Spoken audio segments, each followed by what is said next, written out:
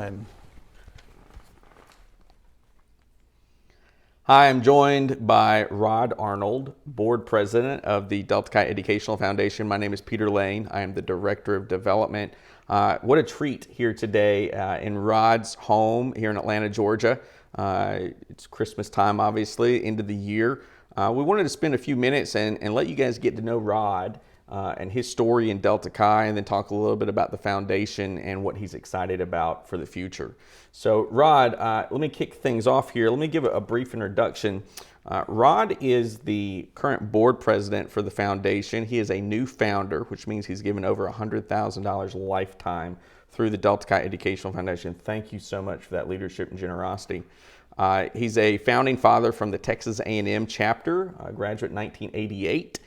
Gig 'em, go Aggies. And he is a father to three wonderful boys and has been married to his wife Chevy for over 15 years.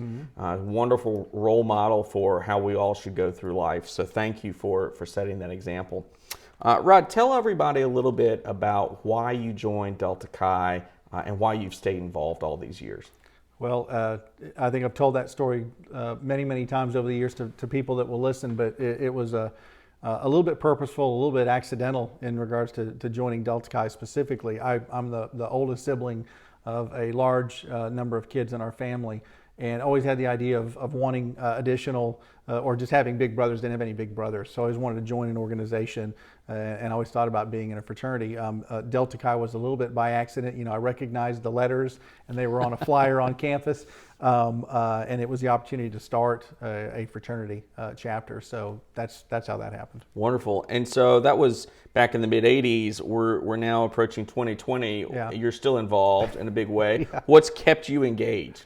Well, number one, you blink and 30 years go by. You know, all of a sudden you look up and we're the old guys. I'm not sure how that happened, but I just got so much out of my fraternity experience. I always share with undergrads when I'm visiting with them. You know, if you are a accounting major and you don't want to be, or you haven't thought about being your chapter treasurer, you're being foolish. There's so many leadership opportunities. It's like running a small franchise. And I always tell people that, you know, we're much more than just a social club. We are a franchise. Each of our chapters is a franchise of the ideals founded over 100 years ago. So there's lots of leadership training involved to try and fail, or to fail and then try again a lot of times. And I just got a lot out of it. I learned a lot. I had a lot of growing up to do. Any of my chapter brothers will attest to that immediately. But I got so much out of it, and it led directly to my career for 30 years. Let's talk about your career for a minute.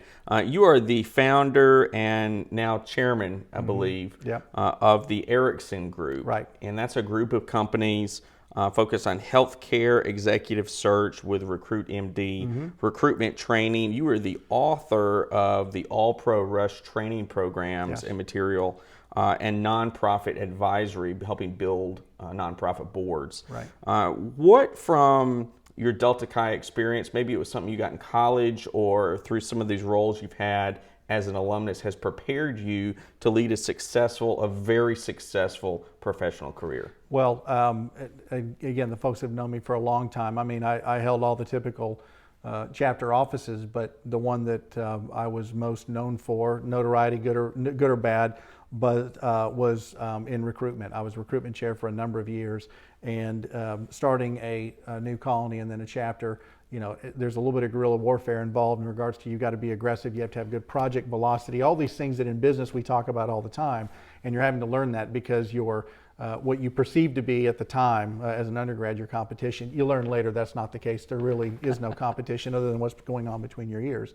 But learning to market yourself, interpersonal skills, being able to train others in those interpersonal skills to go out and build up you know, your ranks in regards to brothers, and how, you know, men versus women join organizations, how they're drawn to organizations. So all the psychology involved that you're kind of stumbling and bumbling and learning.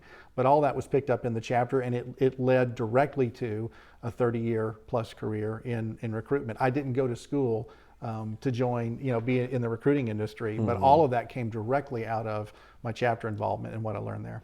Wonderful. Well, I don't want to be remiss and not talk about the foundation. You are the board foundation president, and so I want to talk a little bit about what's going on with the Delta Chi Educational Foundation. And if you don't mind, kind of tell everybody here, we've had lots of conversations about it, but what excites you about the next evolution of the Delta Chi Educational Foundation? And if you think for a minute, you guys watching, go back 30 years, that was the 1990 centennial. Yeah, that was yesterday. We're now in Seemingly feels 2020. yesterday. Look ahead at 2050, the next 30 years. Right. I've heard you talk a lot about friends and funds. Kind of tell us about your vision for engaging members. Well, it's an overarching strategy to keep from prattling on about it, just to focus on drawing in that 98% of membership. And it really doesn't matter if we're talking about our fraternity or other social organizations or other not-for-profit organizations where people spend their time. Any given percentage out of that is normally about 90 to 95% of the membership that are not actively engaged. We go to what I call the usual suspects.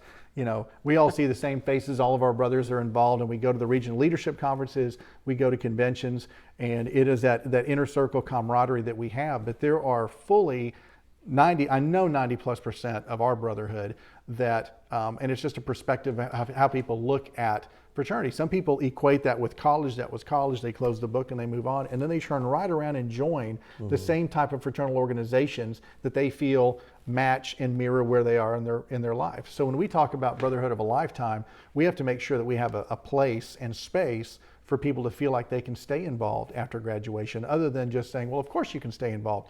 They need to see it and feel it, and that starts with the social. So the building of friends is to help them understand, be it an alumni chapter or involvement in the foundation and the activities that we do, the social activities, that there's a place for them to share and have camaraderie and talk about things going on in a professional world or family world, where they feel more in sync with that. And then after that, getting those people involved to understand that they can support the organization through a variety of modalities, either their time as a volunteer at the chapter level, on a regional level.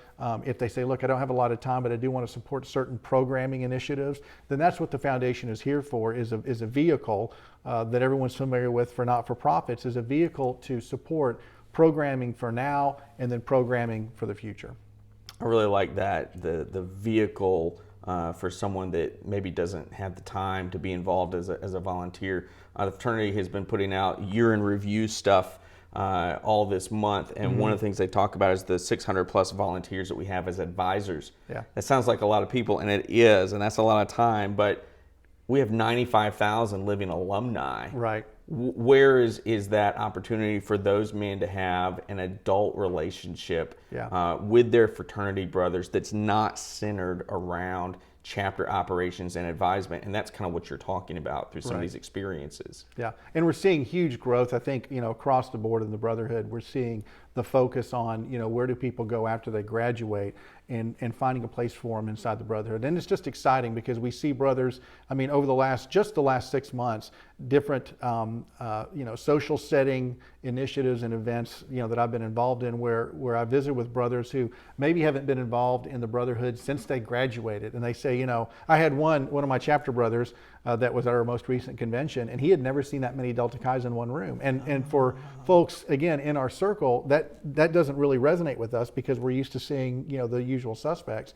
And for someone who just was involved at the chapter level and they come back to see an international event is a big deal to them. And it prompts and motivates them to maybe draw a little bit closer and a little bit closer, and then get them involved and maybe remember some of the things they did at the chapter level. Well, that's wonderful. Thank you for sharing that vision. If I could, can I take it just a little bit more granular? Talk about some of the programs, some of the fund opportunities that the foundation offers as that vehicle to give back. Could you talk about some of that? Yeah, we've identified at the moment, and I know that there's more, but 3 primary lanes of giving in regards to donors. And this comes from not just fraternal foundations, it comes from foundations in general and the lessons that people have learned over many, many years. Different types of donors that give for different reasons. One of them is the donor who was only involved, in our case, at the chapter level, and they want to support their chapter. Maybe they're building a new house, or they're renovating their house.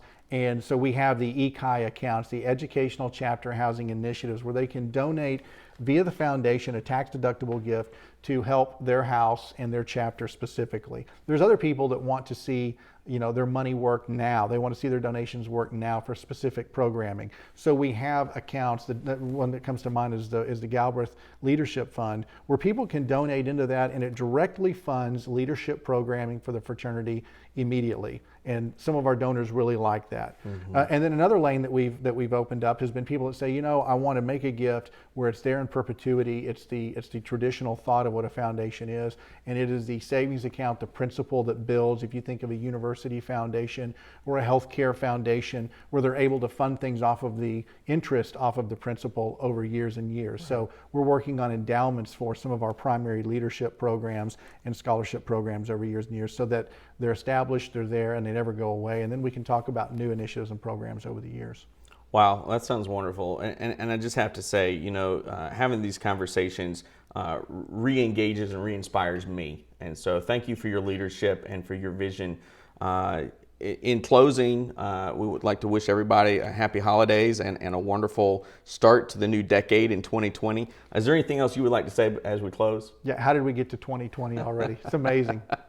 Cheers and Happy New Year to everyone, 2020, and I hope it's prosperous for everyone.